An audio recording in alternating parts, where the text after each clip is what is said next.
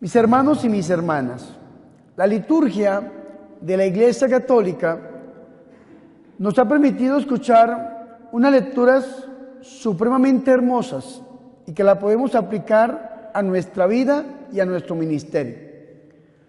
Como primera lectura, hemos escuchado una parte del libro del profeta Isaías. Y aquí, abro comillas, tengo que explicarles algo acerca del profeta Isaías. Isaías nosotros lo conocemos como un libro, pero en realidad Isaías tiene tres partes, o hay tres libros en uno. Está el proto-Isaías, está el deutero-Isaías y está el tercer Isaías. El proto-Isaías o el primer Isaías va del capítulo 1 hasta el capítulo 39.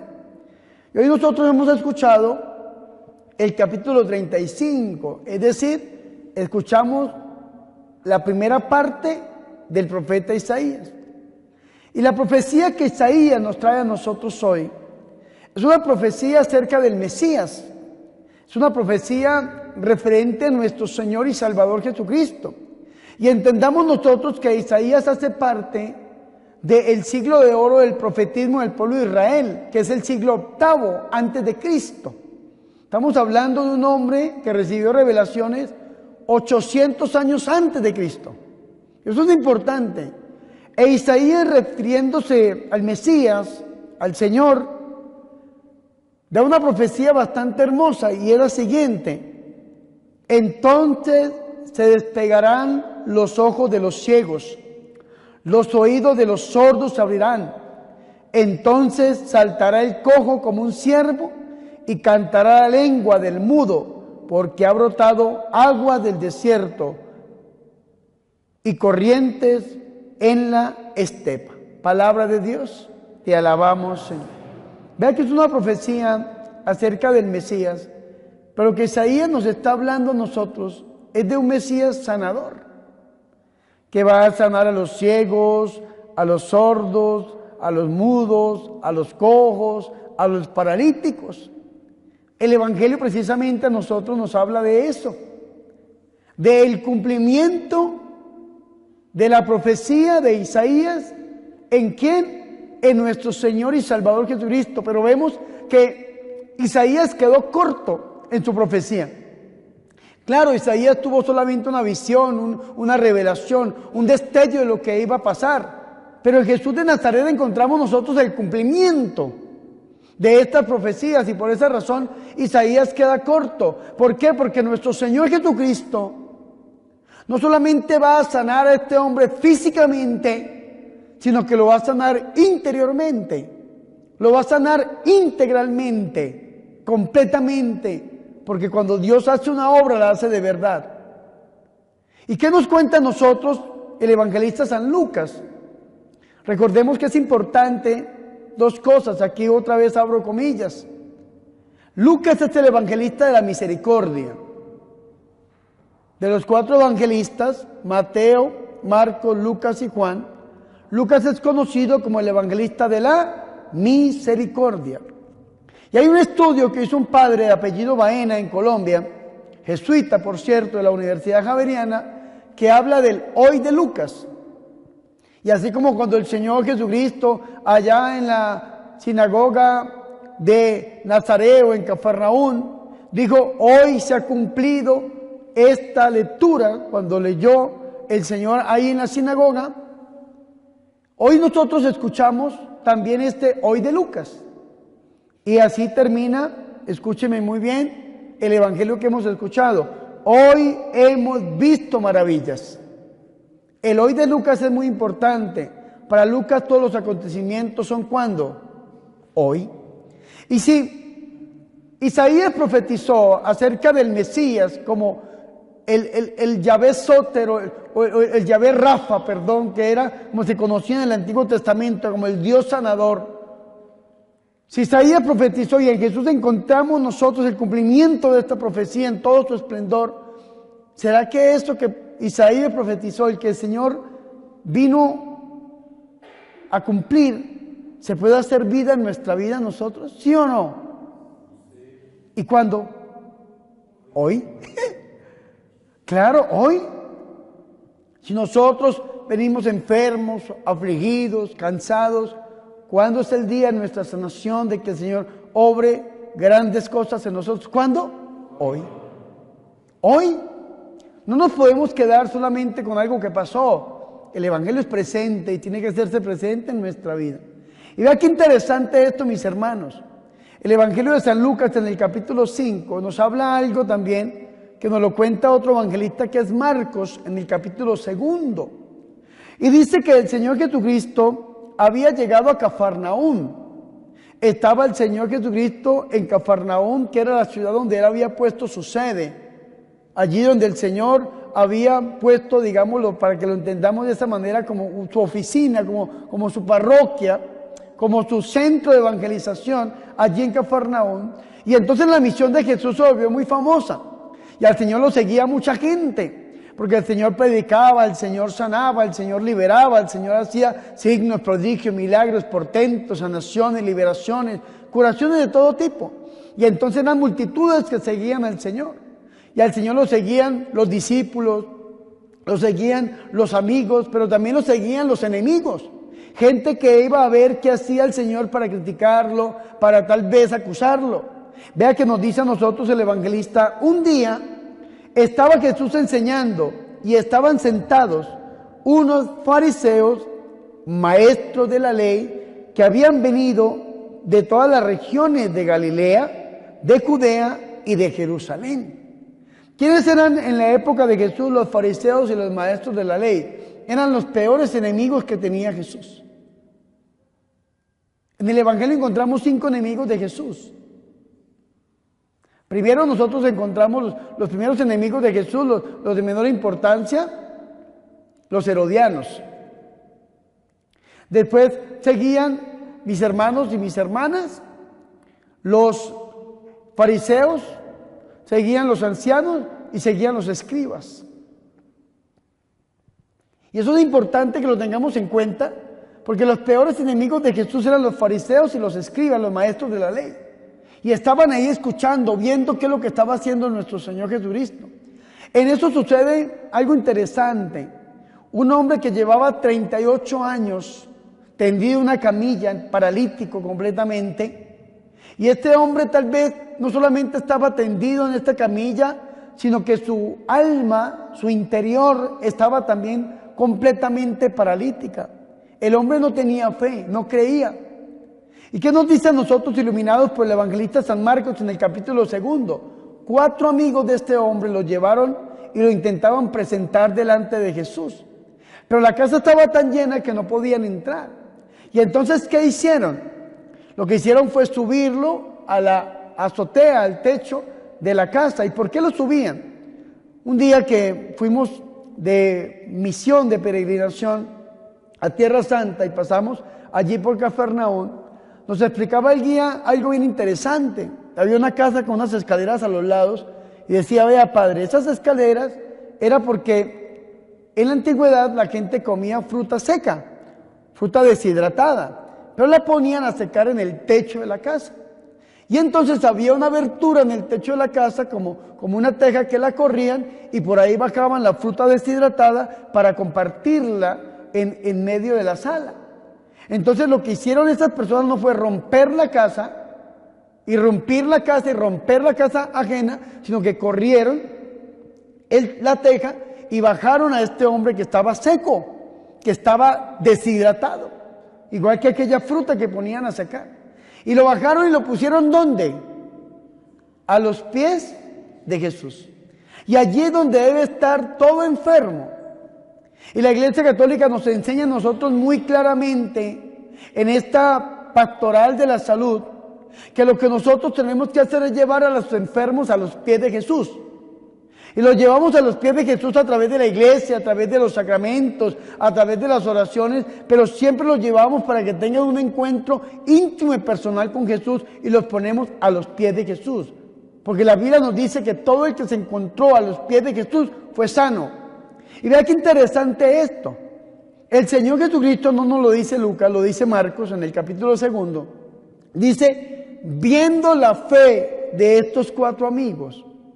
No la fe del paralítico, porque no solamente estaba seco en su cuerpo, sino que estaba seco en su fe, en su interior. Este hombre estaba muerto completamente. Porque como dijo el poeta Rubén Darío, muerto no es aquel que yace en una tumba fría. Muerto es aquel que vive, pero su alma la tiene vacía. Este hombre estaba vacío, estaba verdaderamente muerto. Y por eso el Señor busca la fe en el otro, porque la fe del otro también importa. Por eso dice Hechos 16:31, cree tú en Jesús y serás salvo tú y toda tu casa. No importa que tu hijo no crea, que tu hija no crea, que tu esposo no crea, que tu esposa no crea, que tu familia no crea. Cree tú. Y cuando tú empiezas a creer en Dios, Dios ve esa fe para obrar en aquel que está paralítico, que no se quiere levantar a buscar del Señor, que no se quiere levantar a venir a la misa, que no se quiere levantar al venir al rosario, que no se quiere levantar para buscar de Dios porque está como paralítico. Pero la fe que importa en este momento, ¿cuál es? La suya. Y a través de su fe, Dios bendijo su fe, puede obrar grandes obras, milagros, signos, prodigios y portentos en la familia. El Señor ve la fe del centurión y sanó a su siervo. El Señor ve la fe de la mujer sirofenicia y sanó a su hija. El Señor ve la fe de Jairo y sana a su hija. ¿Sí me hago entender o no? El Señor busca la fe del otro, porque la fe del otro también cuenta, es importante. El Señor ve la fe de estos hombres y después de que ve la fe de estos hombres, entonces voltea a ver a aquel paralítico y el Señor descubre la raíz de este problema. ¿Cuál es la raíz de este problema? La raíz del problema que tenía él está en su interior, en su moral. En la época de Jesús, las enfermedades físicas eran una consecuencia del pecado. Y aquí los enemigos del Ministerio de Liberación dicen algo bastante lógico para atacar el Ministerio de Liberación. Y dicen lo siguiente, mírenme aquí. Quiero ser claro para hacerme entender. En la época de Jesús, las enfermedades físicas externas eran una consecuencia ¿de qué? Del pecado. Pero las enfermedades internas eran consecuencia ¿de qué? Del demonio. Cuando una enfermedad era externa, tenía su explicación, la consecuencia ¿cuál era? El pecado. Pero cuando la enfermedad era interna, no tenía explicación, ¿a quién le echaban la culpa? Al demonio. Un ejemplo, la epilepsia. La epilepsia era una enfermedad en la época de Jesús que era atribuida al demonio. Pero resulta que aunque ese era el pensamiento, en la Sagrada Escritura encontramos nosotros enfermedades que son ocasionadas por demonios y son enfermedades externas. Como el hombre de la mano paralizada, la mujer que llevaba 18 años encorvada, el hombre que era mudo, entre otras cosas. Enfermedades externas que eran también atribuidas al diablo. Entonces estas personas que utilizan esa máxima, esa hipótesis para negar la existencia del demonio, pues no profundizan mucho en la Sagrada Escritura. Sin embargo, vea qué interesante esto. Quedémonos ahí. En la época de Jesús, la enfermedad era una consecuencia del pecado. ¿Por qué este hombre estaba paralizado? ¿Por qué? Por un pecado. Y por esa razón, el Señor y Salvador Jesucristo muestra su divinidad. El Señor muestra que es Dios en medio de sus enemigos, lo están viendo. El Señor Jesucristo ve a aquel hombre y ¿qué le dice el Señor Jesucristo cuando vio la fe de ellos y después ve la realidad del hombre? ¿Qué le dijo el Señor a aquel paralítico? ¿Qué le dijo? Hombre, tus pecados te son perdonados. ¿Y qué tenía el hombre? Una enfermedad física, pero la raíz de esa enfermedad era una consecuencia del pecado. ¿Cuántas veces nosotros estamos enfermos? Y la consecuencia de esa enfermedad es un pecado. A veces nos cansamos como servidores, no queremos servir, no queremos orar, no queremos misionar, no queremos ir. Y nos preguntamos, ¿y por qué? Porque hay un pecado que nos debilita, que nos acobarda, que nos enferma. Aunque hoy en día la enfermedad no se le atribuye al pecado como en la época de Jesús, pero sabemos que el pecado enferma. Y sabemos que el pecado tiene sus consecuencias. Pero vea qué interesante esto, el Señor ve al paralítico, le dice, hombre, otro evangelista dice, hijo, lo acoge dentro de la familia de Dios. Hijo, hombre, dice, tus pecados te son perdonados. Y entonces los enemigos de Jesús, ya los escuchamos al principio, ¿no? Los escribas, los maestros, los fariseos, los enemigos de Jesús, ¿qué hacen? Empiezan a pensar. Dice, entonces se pusieron a pensar los escribas y los fariseos, ¿quién es este que dice blasfemias? ¿Qué es una blasfemia?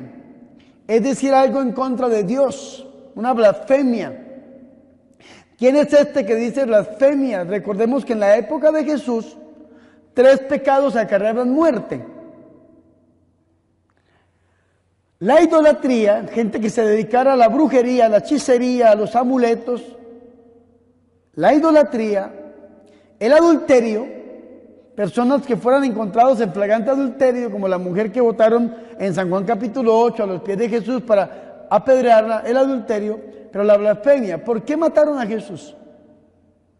Porque el sumo sacerdote Caifás, ¿qué dijo?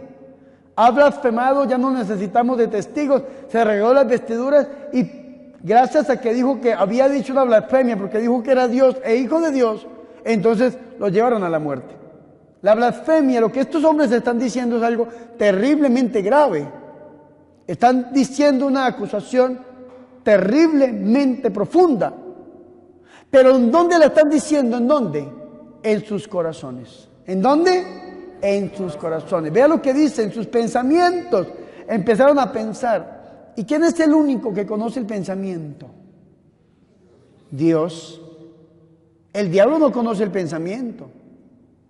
El único que conoce el pensamiento es Dios. El interior, la conciencia misma del hombre solamente la conoce Dios. El diablo no puede leer la mente humana. Es que ni la Virgen ni los santos pueden leer la mente humana. Ahora dicen los padres espirituales, pero sí pueden escuchar una oración mental.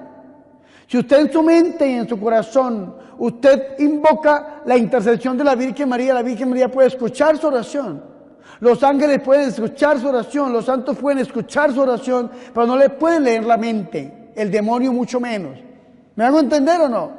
¿Quién es el único que puede leer el pensamiento, conocer el pensamiento, saber qué está pensando el hombre? ¿Quién? Dios. Y por esa razón aquí Jesús muestra su divinidad en una segunda ocasión. No solamente perdonando el pecado de aquel hombre, sino que sabe qué hay en la conciencia humana. Vea qué interesante. ¿Quién es este que dice blasfemia? ¿Quién puede perdonar los pecados si no solamente Dios? Se preguntan.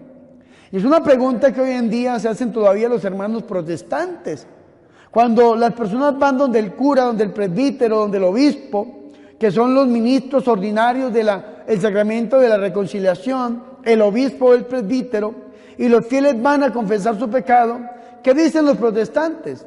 ¿Cómo es posible que un hombre vaya a confesarse delante de otro hombre que es igual o peor pecador que él? El único que puede perdonar los pecados es Dios. Vea que dicen lo mismo los enemigos de Jesús, vea. No han cambiado mucho. ¿Quién puede perdonar los pecados si no solamente Dios? Y dice el evangelista, pero Jesús, conociendo sus pensamientos. Y aquí vemos la divinidad de Jesús en todo su esplendor. Jesús es Dios. Para aquellos que niegan la divinidad de Jesús, como los testigos de Jehová, que niegan la divinidad de Jesús, o los mormones que niegan la divinidad de Jesús, o digámoslo otras religiones niegan la divinidad de Jesús, vemos aquí la divinidad en Jesús en todo su esplendor, perdonando el pecado del hombre y conociendo el pensamiento interno. Jesús, que conocía los pensamientos, entonces dijo, ¿qué están pensando ustedes en sus corazones? ¿Qué es más fácil decir, tus pecados te son perdonados? O decirle, levántate y échate a andar, pregunta el Señor. Y dice el Señor, pues para que vean que el Hijo del Hombre, es un título que el mismo Señor Jesucristo se da, iluminado por una profecía de Daniel, pues para que vean que el Hijo del Hombre tiene poder en la tierra para perdonar los pecados porque es Dios, le dijo al paralítico, ¿Qué le dijo el Señor? A ti te lo digo, ponte en pie, toma tu camilla y vete a tu casa. Vea qué bonito esto, no solamente lo sana interiormente, moralmente, sino que lo sana físicamente. Es una sanación integral, que es lo que buscamos nosotros en el ministerio de sanación y liberación. Por esa razón es que nos sentamos a confesar a las personas, donde el Señor los sana moralmente, interiormente, pero también nos dedicamos a la oración de sanación física, pidiéndole al Señor que levante a la persona. No solamente como una profecía dada por Isaías y por los grandes profetas, no solamente como una idea, como un pensamiento bonito, sino como una realidad. Hoy en día los teólogos, y pongo el dedo tal vez en la llaga, trabajan este tema, abordan este tema como una hipótesis más, como una historia más. Pero no creen que esto que dice la Escritura puede llegar a ser real en la iglesia contemporánea. ¿Sí me hago entender o no? Leemos que el Señor levantó un paralítico, pero se queda ahí en una sola idea, en una sola lectura. Pero cuando vamos a llevar esto a la realidad, a pedirle al Señor que levante a los paralíticos, que sana a los enfermos, que libera a los oprimidos, entonces hay problemas. Porque ven a las personas como iluminadas, como locas. Y eso es interesante. El ministerio de Jesús se hace presente, no solamente en la vida de este paralítico que nos está hablando a nosotros, el evangelista, sino acuérdense en aquella hermosa palabra, el hoy de Lucas. Esto que hemos escuchado se puede hacer presente hoy. ¿En dónde? En mi vida. Y no solamente en mi vida, sino en la vida de mi familia. Porque si creo yo, seré salvo, yo y toda mi casa. Pero es que aquí hay un problema, que la palabra salvar viene de una palabra griega que es soter, soter. La soteriología significa la historia de la salvación. Y la palabra soter se puede traducir como salvar, pero también como sanar. Cree en el Señor Jesucristo, serás sano tú y toda tu casa. Sano. Pero no solamente sano como un pensamiento bonito. No solamente sano como una palabra hermosa. No solamente sano como algo que encontramos como palabra de Dios en la Biblia, sino sano realmente en la vida.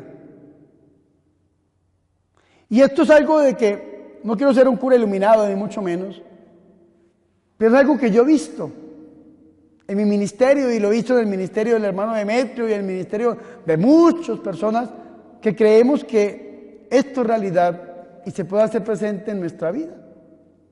Vea, yo vengo de predicar un retiro en la Granja La Inmaculada, allá en Paderiporo, Casanare, en Colombia. Y en este retiro, yo lo contaba este fin de semana, había una muchachita que llegó muda. 3 retiros atrás llegó muda. En este último retiro llegó hablando. Llegó hablando.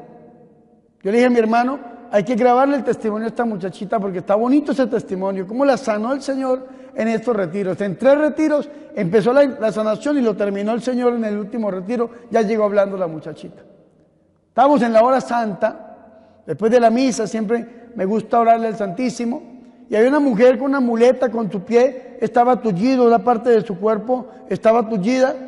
Y yo le dije, ¿usted qué no puede hacer? Le pregunté yo al oído. Me dijo, padre, yo no puedo mover la pierna. Y yo, pues el Señor te está sanando, muévela. Y esa mujer empezó a mover la pierna y le dije, levántese, se sentó sola, se levantó y empezó a caminar. Le dije, no solamente camine, corra en el nombre de Jesús. Y empezó a correr alrededor de ese kiosco de la Sagrada Familia que construimos ahí en la Granja La Inmaculada. Y hay gente que dice, una servidora me dijo, padre, yo siempre he querido botar la toalla, siempre digo que este es el último retiro, que ya no volveré a servir más, pero después de ver esto, padre, yo quiero decirle que voy a seguir sirviendo. ¿Saben por qué, mis hermanos? Porque es una realidad. Y no solamente el Señor Jesucristo lo hace a través del ministerio del Padre Bernardo, del hermano Demetrio, sino a través suyo también lo puede hacer el Señor. Cree tú en Jesús, tú, y serás salvo, serás sano tú y toda tu casa.